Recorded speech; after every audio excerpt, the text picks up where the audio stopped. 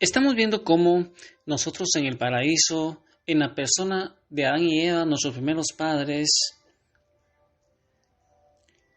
perdimos esos dones sobrenaturales, el don de la impasibilidad, el don de la integridad y el don de la inmortalidad, además de ese conocimiento infuso, y perdimos esa gracia divina, ese germen en donde Dios nos participaba de su propia vida.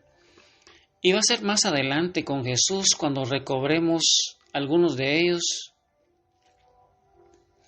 Y va a ser una tarea que hemos estado observando en los cursos de sanidad interior. El día de hoy vamos a ver el pecado y la caída del hombre. Recuerda, hermano, que el pecado fue el causante por el cual nosotros perdimos esa imagen y semejanza de Dios.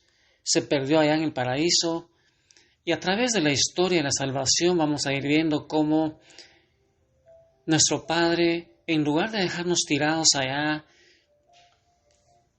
en el pecado, en el fango del pecado, en la persona de Jesús, en la segunda persona de la Trinidad, Dios se hizo hombre y nos viene a rescatar a nosotros.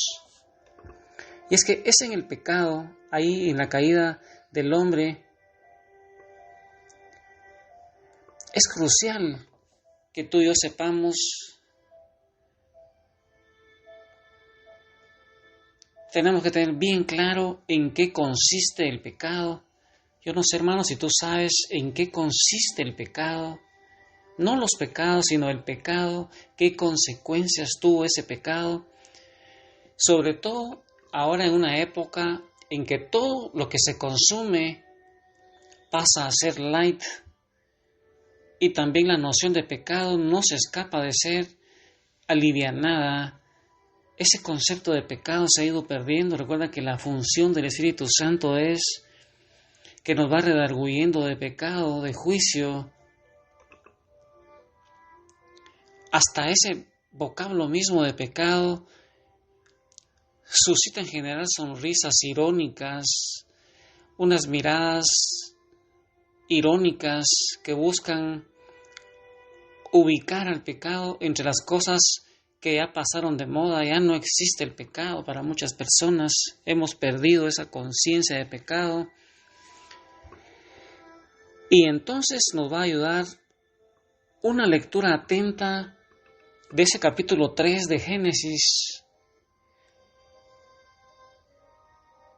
El capítulo 3 de Génesis nos va a decir a nosotros en qué consistió ese primer pecado de los hombres, y ese pecado también se le llama pecado original.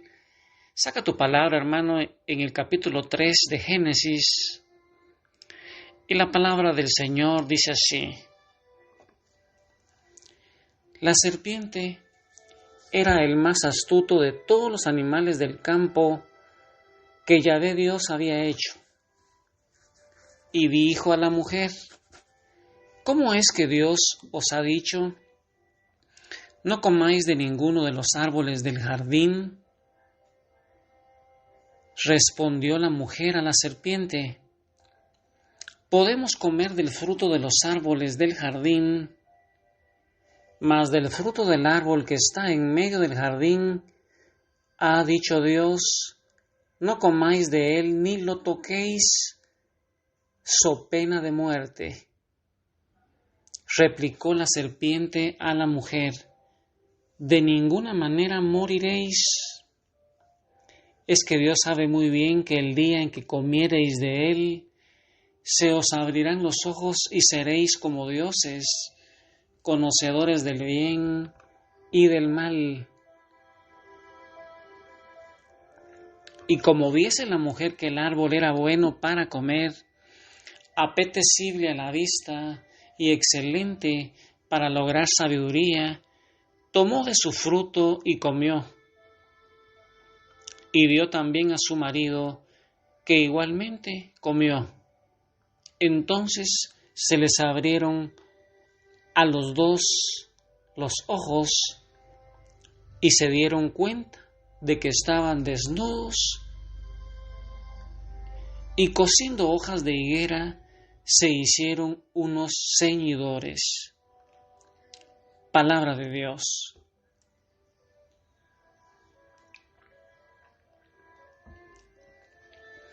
Mira, hermanos, este es el relato del pecado. Recuerda que habíamos estado observando cómo Dios creó al ser humano a la imagen y semejanza, le dio unos dones sobrenaturales, le dio la gracia divina, le dio la imagen y semejanza. Pero este capítulo 3 nos va a hablar a nosotros del pecado.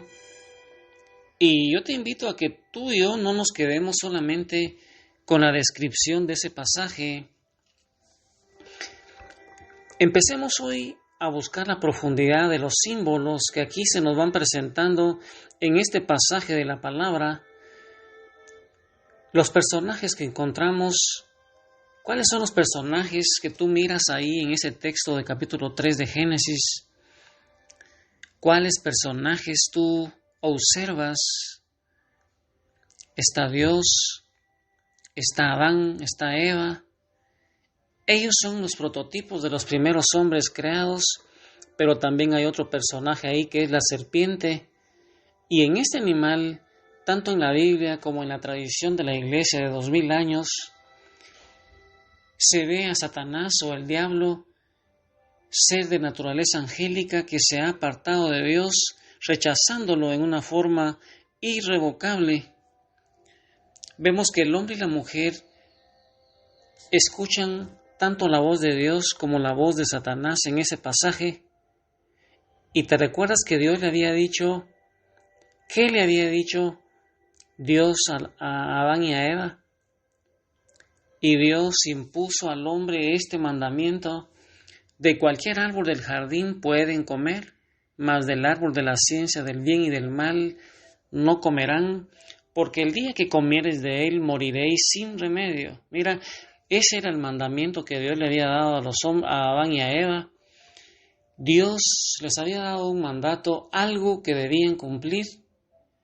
Más adelante, a medida que va transcurriendo la historia del hombre y que Dios le siga hablando a través de otros hombres que son capacitados como sus instrumentos para recibir sus palabras y dárselas por escrito, o proclamarlas a viva voz, como fueron los escritores sagrados o los profetas, nuestro Padre seguirá dando diversos mandamientos a los hombres.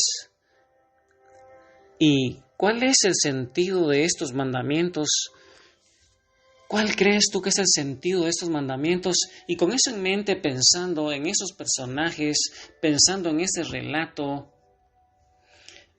del pecado y qué fue lo que se perdió ahí, yo te invito hoy, hermano, a que le pidamos hoy al Padre en el nombre de Jesús que derrame su gracia, porque sin esa gracia, hermano, no vamos a poder conocer a ese Padre bueno, ese Padre maravilloso.